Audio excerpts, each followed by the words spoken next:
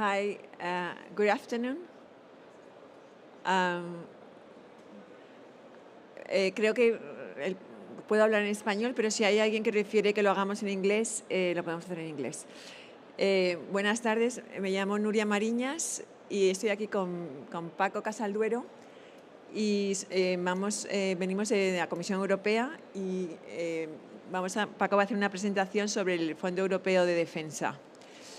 El Fondo Europeo de Defensa se creó en 2021, tiene una duración hasta el 2027 y son unos fondos de casi 8 billones de euros en una iniciativa de la Comisión Europea para desarrollar la industria de defensa en Europa.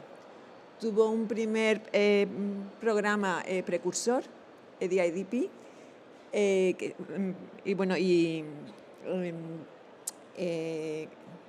era en desarrollo, no me salía ahora y yo creo que la Comisión ha ido ganando experiencia y hablando con empresas creemos que tiene bastante impacto el fondo en la industria europea. Defensa se ha convertido en una de las prioridades políticas de la Comisión Europea. Cada vez tenemos más iniciativas, aparte del Fondo Europeo de Defensa, tenemos otras iniciativas como ASAP, como EDIRPA y ahora mismo, con el programa RIAN también estará SAFE y estamos pendientes de la adopción de EDIP.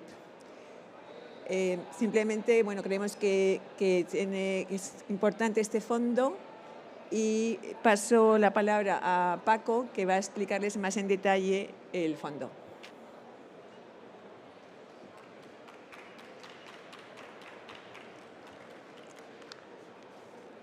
Gracias, Nuria. También buenas tardes por mi parte. Yo me llamo Paco Casalduero, trabajo en la Dirección General de Industria de Defensa y Espacio de la Comisión Europea y trabajo precisamente en la implementación del Fondo Europeo de Defensa.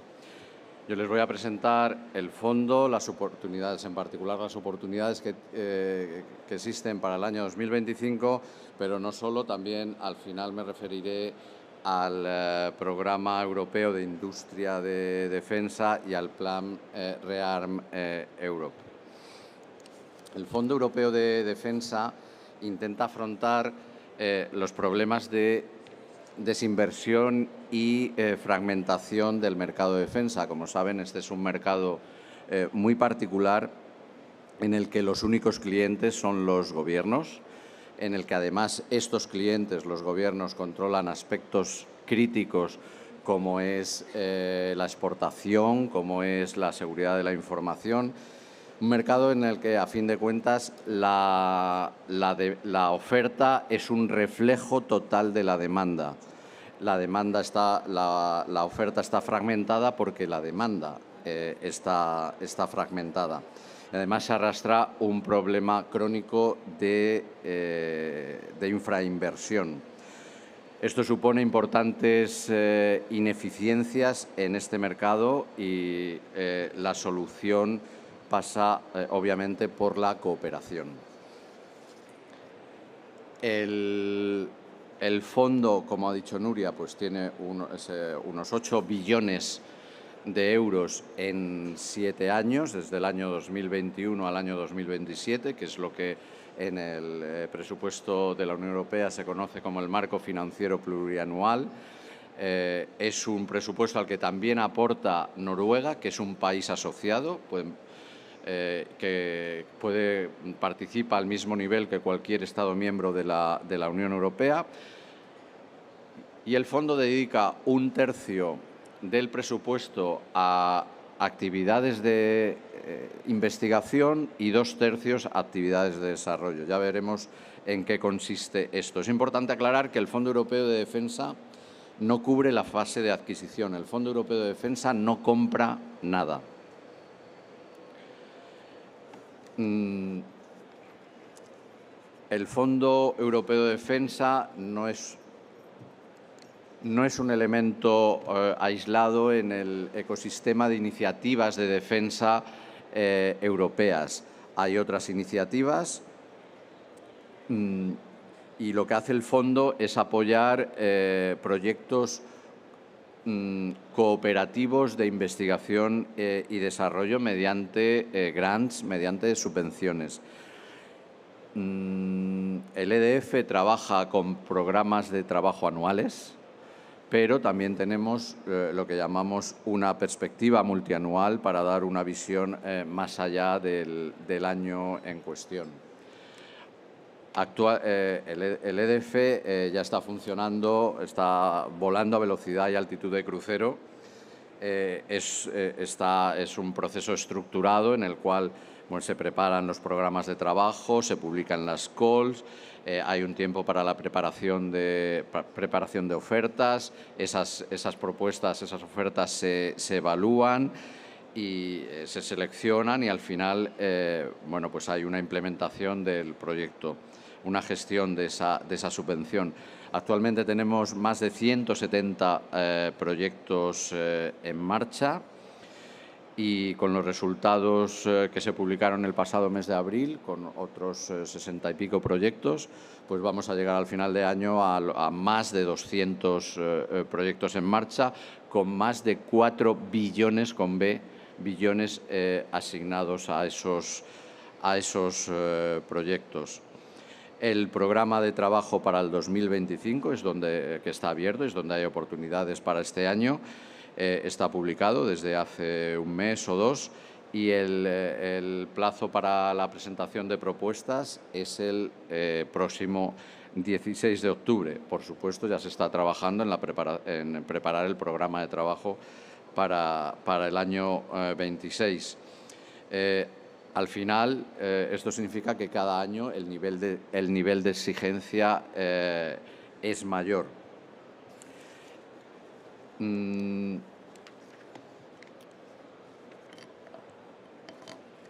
Yo no les puedo explicar en unos minutos el Fondo Europeo de Defensa porque hay aspectos extremadamente complicados desde el punto de vista administrativo y legal. Me voy a parar en dos aspectos que son importantes para comprender todo lo que hay detrás. Uno es la elegibilidad y otro son las tasas de financiación. La clave, he dicho antes, es la cooperación y es lo que trata de promover el Fondo Europeo para ayudar a desfragmentar el mercado. Entonces tenemos algunas condiciones de elegibilidad que aplican a las entidades en sí, otras aplican a los proyectos, pero en cualquier caso todo gira alrededor de la cooperación. Típicamente son consorcios, solo pueden aplicar consorcios con al menos 3 entidades establecidas en 3 Estados miembros diferentes, o Noruega, por supuesto. En algunos casos hay excepciones, en algunas coles hay excepciones. Esas entidades no pueden estar controladas por terceros países y en el caso de que lo estén, haya entidades que sean propiedad o estén controladas por terceros países, también pueden participar y también pueden beneficiarse del fondo, pero en ese caso pues hay un procedimiento especial. El país donde están localizadas tiene que dar una serie de garantías. Lo que sí no puede haber en ningún caso son restricciones o control por terceros estados de los resultados de estos proyectos. En algún caso, para acciones de desarrollo, lo que también hay son unas condiciones de elegibilidad un poco especiales que se refieren a que hay que trabajar sobre requisitos militares comunes establecidos por un grupo de países y a veces se requiere cofinanciación de esos países, que es algo que vamos a ver. Precisamente con las tasas de financiación. En el EDF no manejamos el concepto tradicional de TRLs, sino que el reglamento define una serie de actividades generación de conocimiento, integración del conocimiento, estudios, diseño, prototipado, pruebas, etcétera. Y en el caso de las acciones de investigación, 1/3 del presupuesto, nosotros las financiamos al 100%, pero en el caso de las acciones de desarrollo, precisamente porque no tiene ningún sentido invertir en I+D que no vaya a ninguna parte, que al final no haya ningún país interesado, que no haya ningún cliente interesado. En esos casos, según vamos avanzando en la madurez de esas actividades, establecemos unas tasas de financiación menores del 100% y exigimos que esos costes, hasta llegar a los costes totales, alguien los cofinancie, típicamente los países interesados. A veces también, dependiendo de las cantidades, son las propias entidades los que cofinancian esa parte. Tenemos establecidos una serie de bonus con los que la tasa de financiación inicial pueden complementar esa tasa de financiación inicial. Ahora veremos por qué. En algún caso llegaremos al 100%, pero en algún caso, típicamente los prototipos, pues no. Precisamente para buscar esa implicación del cliente final en lo que se está desarrollando.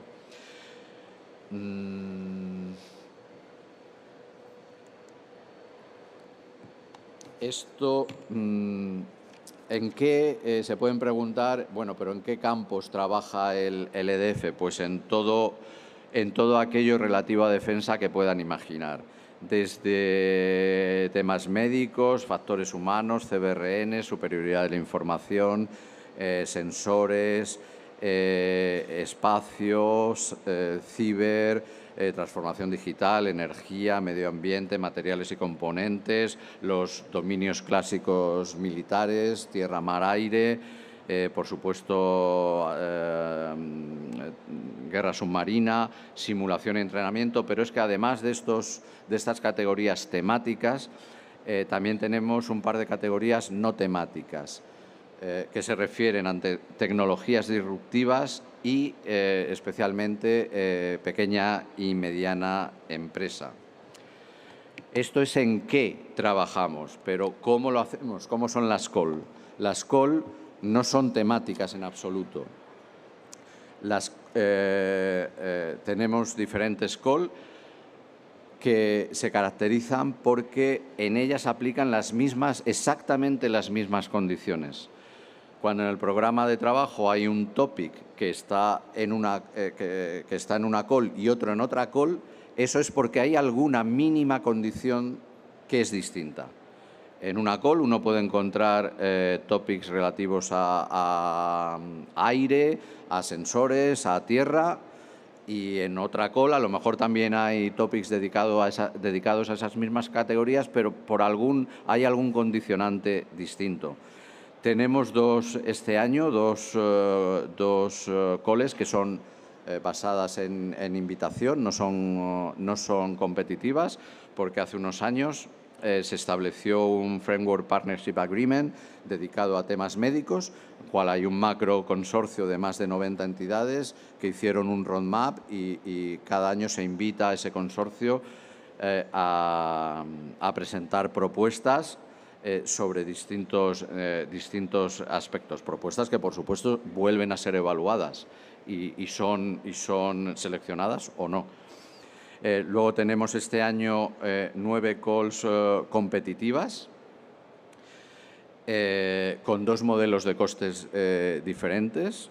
Uno de ellos son actual cost, en el cual, bueno, pues cuando llega el momento de pagar, pues se verifican, se chequean todos los aspectos financieros, los costes, etcétera. Y otro modelo de lump sum, típicamente para programas más pequeños, para asegurar, especialmente dedicado a las pymes, para asegurar que no hay ninguna duda sobre las cantidades finales que van a recibir, no tienen esa incertidumbre que, por supuesto, una empresa grande, en un consorcio grande, puede aguantar. Lo único, revisamos los costes previamente y luego, una vez que está el acuerdo con el consorcio firmado, lo único que se hace es pagar cuando toca, según se van completando los paquetes de trabajo, pero ya no se revisan esos costes.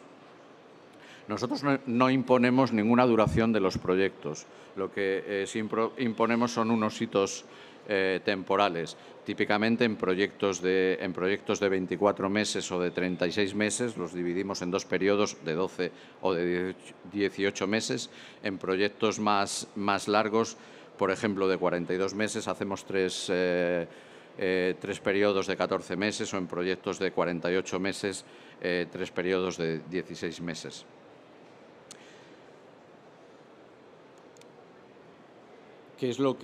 ¿Cuáles son los topics que tenemos este año? Bueno, pues en cada categoría, en casi todas las categorías este año, excepto en una, de defensa antimisil, en casi todas tenemos topics. Algunos de ellos ven que están marcados como STIP. Eso es el Strategic Technologies for Europe Platform. En estos casos, esto es un programa que no específico, sino que ampara a 11 programas de la Unión Europea para diversas, hasta ahora, 3 tecnologías principales: tecnologías digitales, tecnologías limpias y biotecnologías. Ahora esperamos que por estos temas, algunos de nuestros topics están amparados por este programa STIP, pero en el futuro esperemos que todas las tecnologías de defensa estén amparados por este programa STIP. Esto es una de las consecuencias de que la defensa pase a ser una prioridad en las políticas de la Unión Europea. Hay otros topics en los que ven que están marcados como spinning. En estos casos pedimos que las propuestas se basen en resultados de otros programas de la Unión Europea. En un caso, transformación digital, tenemos un challenge. Aquí realmente son 2 topics. Uno es el organizador del challenge y otros son los que quieren participar en esos challenge. Bueno, se pueden imaginar que es básicamente topics dedicados a pruebas realmente durante 3 o 4 años, pruebas anuales sobre estos aspectos.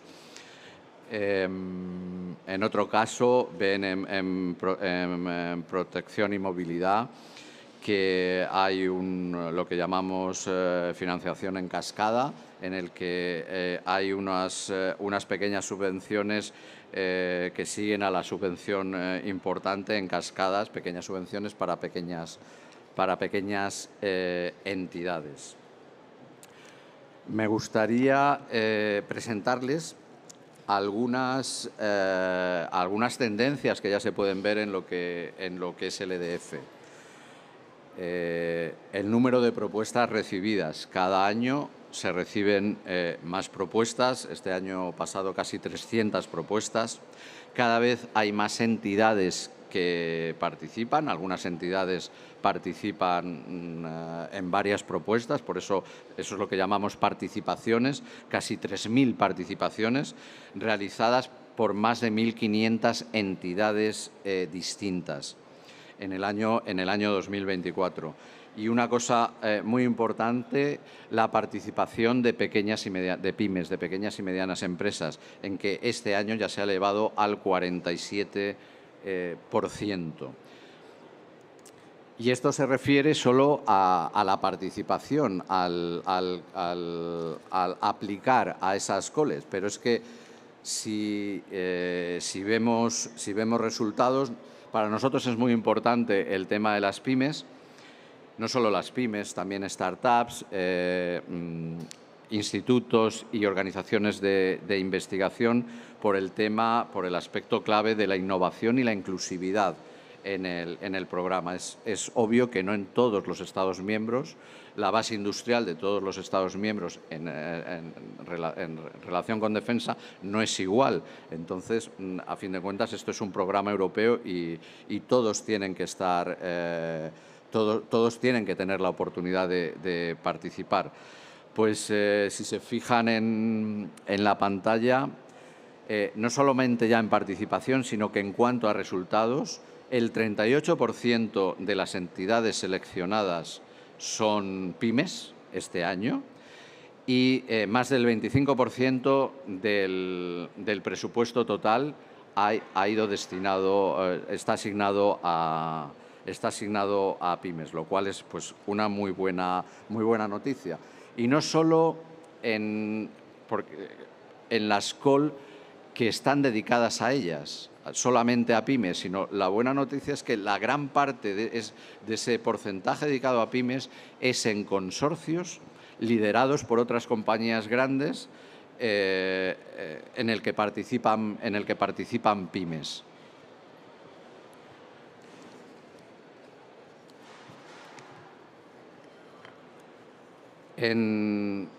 Y para ahondar más en ese apoyo a las pymes y a lo que llamamos actores no tradicionales del mercado, a los que tratamos de atraer a defensa, pues tenemos lo que llamamos el esquema de innovación, el esquema europeo de innovación en defensa, EUDIS, que son algunas actividades están ligadas a esas call y otras son completamente en paralelo y fuera de eso, pero con el presupuesto del EDF.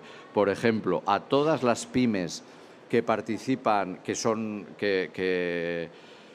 seleccionadas en cualquier tipo de proyecto, les ofrecemos 15 días de coaching gratuito, si ellos quieren, sobre el tema que ellos quieran. Puede ser desde licencias de exportación hasta cómo introducirse en el mercado de defensa, hasta cómo manejar información clasificada o temas más transversales de marketing, ¿no? Lo que ellos quieran en su propia lengua, en la mayor parte de los casos. En español no hay ningún problema para eso. Tenemos también, muy importante, el acceso a financiación, una línea de trabajo en el que tratamos de promover el atraer capital privado a defensa. Y para eso, bueno, pues lógicamente hay que poner parte del presupuesto dedicado a garantizar, a dar ciertas garantías a ese capital privado que tenemos que atraer. Eso está hecho en conjunto, soportado por el Fondo Europeo de Inversiones. También tenemos para estos actores no tradicionales una línea de trabajo dedicada a Business Accelerator. En este caso no solamente es coaching, también son pues visitas o budget, presupuesto para financiarles el acceso a instalaciones y laboratorios de prueba. Por supuesto, la financiación de matchmaking events. No es tan sencillo acudir a una reunión de matchmaking en no sé dónde, en Polonia o en Hungría. Todo ese tipo de cosas se financian para las pymes, porque además queremos que sean cross-border, queremos que estén en consorcios con empresas de otros países. Tenemos específicamente, también realizamos eventos de matchmaking, 7 para este año, 3 presenciales, 4 online. Y por último, bueno, pues este fin de semana pasado tuvimos aquí en Madrid, en 8 localizaciones en Europa, y una de ellas fue Madrid, en la Escuela de Ingenieros Aeronáuticos, un hackathon en el cual, bueno, pues se ponen a prueba ideas muy innovadoras de startups, típicamente provenientes o de estudiantes o de startups, y se les ayuda, se les da un soporte por ejemplo, desde el punto de vista de operaciones militares, ¿no? ¿Qué es lo que necesitan? ¿Qué es lo que es cómo tratar de acoplar esa idea a lo que son a lo que es el mundo de la defensa? Yo no me puedo extender mucho más en estas líneas de actuación, pero aquí tienen una serie de links para lo que es el EDF en sí mismo, tutoriales. Una cosa muy importante, los National Focal Points. En cada país, en cada estado de la Unión Europea, hay un National Focal Point, que es una persona, no es una entidad, es una persona con nombre y apellidos, con datos de contacto, que es público y al cual pueden acudir para interesarse y para obtener información detallada de cómo participar o cómo puedo participar en un consorcio, qué ayudas puedo tener. Por supuesto, importante el esquema de EUDIS, el Esquema Europeo de Innovación en Defensa. Y ya en último caso, si no tienen ya dónde acudir, pues un correo corporativo donde se les se les contestará puntualmente a cualquier pregunta, incluso se publicará, si es de interés general, cualquier pregunta que puedan tener es muy específica sobre el EDF. Pero el EDF no es el final de la historia. Hay una lógica de intervención europea en todo esto. El EDF, a fin de cuentas, solo es el I+D, pero hemos dicho que no vamos a hacer I+D simplemente por hacer I+D. Para eso hay otros programas, para elevar el nivel de investigación hay otros programas de la Unión Europea que sirven para eso. Este es un programa específico de defensa y, por tanto, muy ligado y tiene que tener una finalidad en defensa. Más allá del EDF, más allá del I+D, ya se han puesto en marcha en 2024 dos pequeños programas piloto. El primero, ASAP, para apoyar la industrialización y la producción. En el caso de ASAP era para la producción de munición, por razones obvias ligadas al conflicto de Ucrania. Y más allá también, caso de EDIRPA, para promover las adquisiciones conjuntas. En este caso, en el caso de ASAP, financiamos a las propias empresas que necesitan poner a punto sus líneas de montaje, sus instalaciones. En el caso de EDIRPA, lo que financiamos son los gastos de la cooperación. Si varios países tienen que cooperar, tienen que comprar de forma conjunta, pues necesitarán establecer una oficina de programa, necesitarán contratar personal para gestionar. Ahí hay unos gastos evidentes de esa cooperación y esto es lo que financia EDIRPA. Y estos dos programas van a tener una continuación en un programa futuro que se llama EDIP, el Programa Europeo de Industria de la Defensa, que tiene 4 pilares fundamentales. El primero es ese apoyo a la base industrial de la defensa, que es una extensión de lo que acabo de referirme de EDIRPA y de ASAP. Un segundo pilar, que es por circunstancias evidentes el apoyo a la industria ucraniana. El tercero es para facilitar esa cooperación entre los países, Programa Europeo de Armamento para apoyo al ciclo de vida dentro de un acuerdo marco. No solamente si varios países compran de forma conjunta, es evidente que querrán apoyar esos sistemas de forma conjunta porque será más económico y ojalá quieran operarlos de forma conjunta. Bueno, pues eso tiene unos costes que sí el presupuesto europeo sí puede financiar. Y un último pilar que se refiere a la seguridad, al régimen de seguridad de suministro, que si pedimos que los países compren de forma conjunta, de alguna forma hay que asegurar que van a tener eso que han comprado en el momento que lo necesitan y que otro país no le puede, otro socio de esa compra no le puede bloquear esas adquisiciones. Y todavía, más allá del EDIP, está el plan ReArm Europe, que tiene tres partes fundamentales.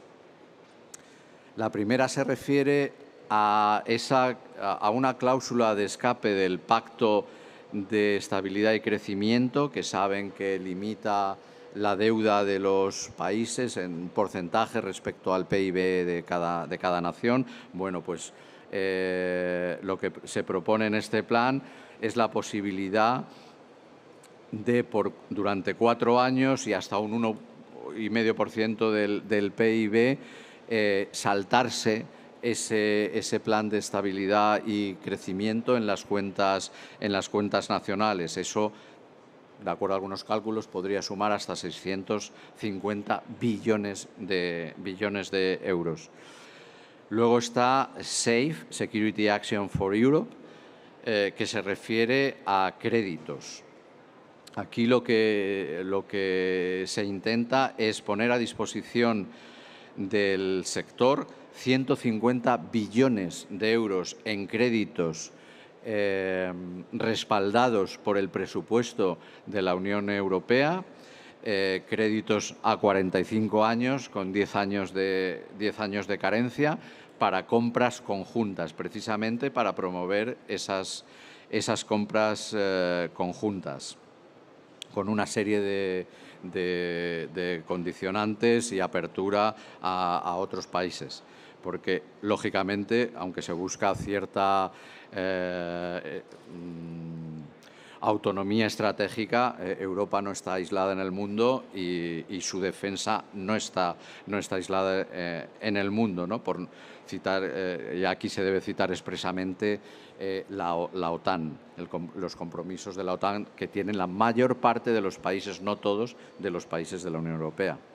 Y por último también esa movilización de capital privado y cambio de las políticas del Banco Europeo de Inversiones para atraer ese capital privado. Esto no deja de ser también tratar de escalar las medidas que en el EDF tenemos a este respecto.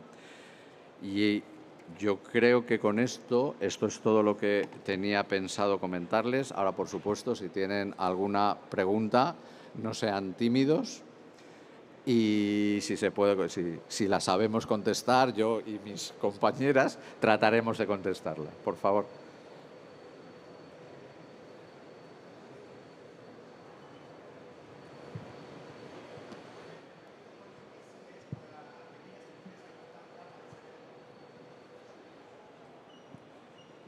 ¿Cuán difícil es para pequeñas empresas y startups acceder a estos fondos? Pues es muy difícil, porque la vida de las pequeñas empresas y de las startups de por sí es muy complicada y muy difícil. Y más acceder a un mercado como el de defensa.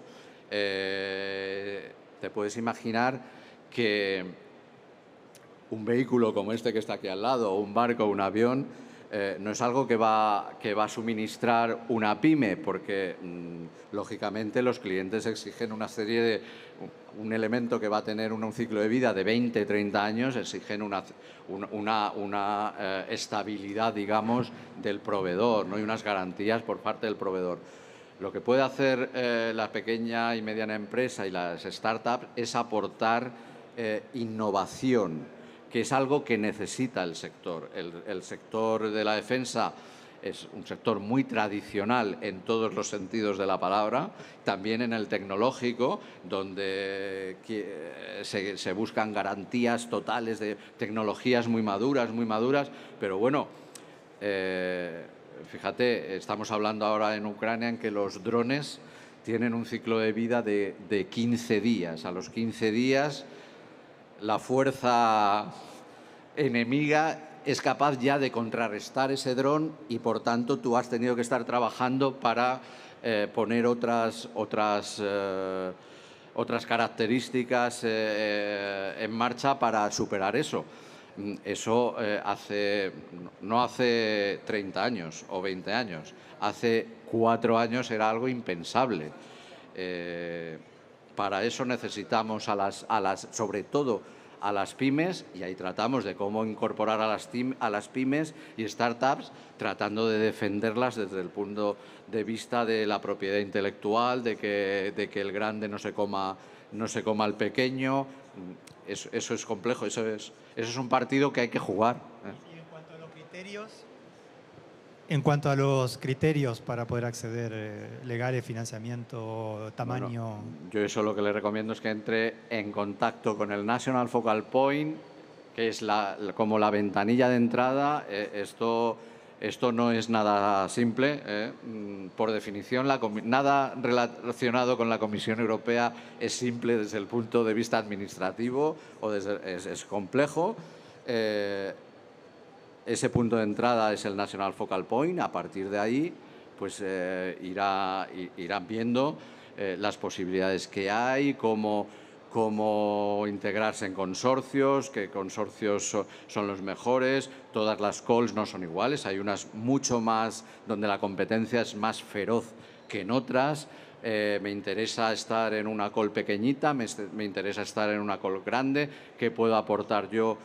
No solo a empresas tractoras de mi entorno, sino que hay muchas veces, nosotros vemos en nuestros proyectos, tenemos, ya que estamos en Madrid, empresas españolas que cooperan con pymes de Estonia, con pymes de Finlandia y con pymes de muchos otros sitios, porque precisamente el EDF promueve eso.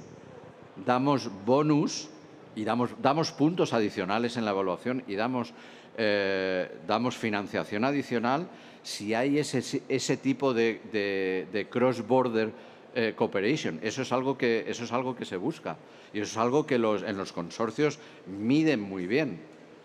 Saben perfectamente calibrar. Aquí me interesa tener, pues mira, no tengo nadie de Dinamarca, pues me interesa buscar, y por eso tienen mucho éxito esos matchmaking events, porque realmente no solamente los pequeños buscan dónde integrarme, sino que los grandes buscan pequeños. Y, lógicamente, no buscan a alguien que no les aporte valor en el consorcio. Buscan a alguien, ya que tengo que buscar a alguien, preocuparme por buscar a alguien con cierta dificultad, ya busco a alguien que me aporte valor y me aporte algo. Nosotros, todos estos topics no son nada simples, son multidisciplinares, incluyen mucho tipo una gama de tecnologías muy importantes. Hay cosas que vuelan, hay cosas que navegan, hay armas de por medio, hay comunicaciones. Y nuestros consorcios en nuestros proyectos tienen toda esa gama de actores.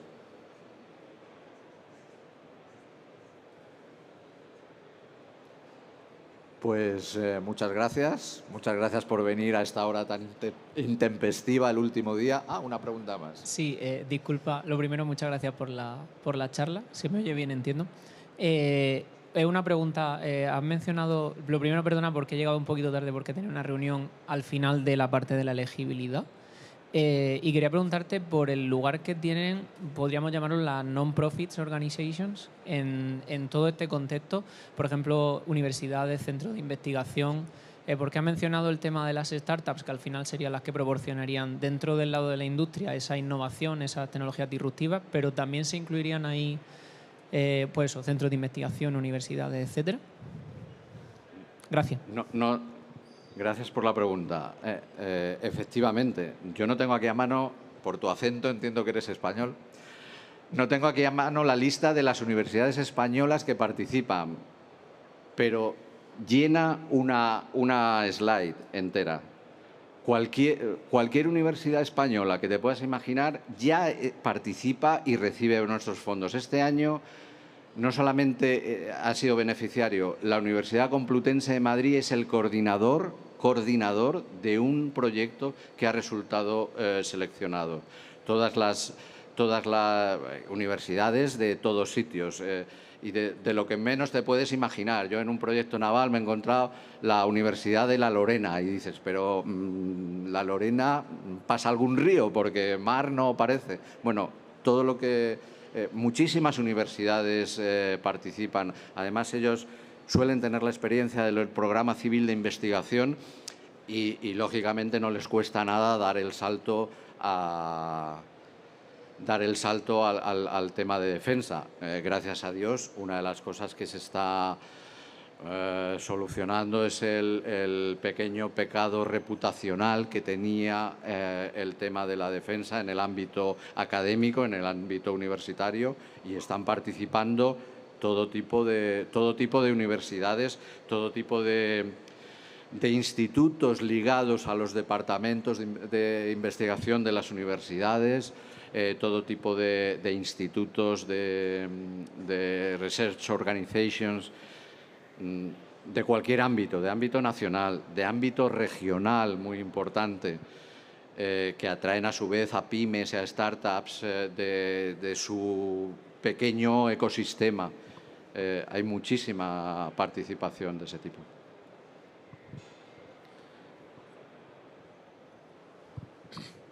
Y estas startups de las que hablábamos, universidades, ¿necesitan para participar en el Fondo Europeo de Defensa el aval de los ministerios de defensa o no? Vamos a ver, aquí nadie necesita, esto es un programa industrial. Si la Comisión Europea no tiene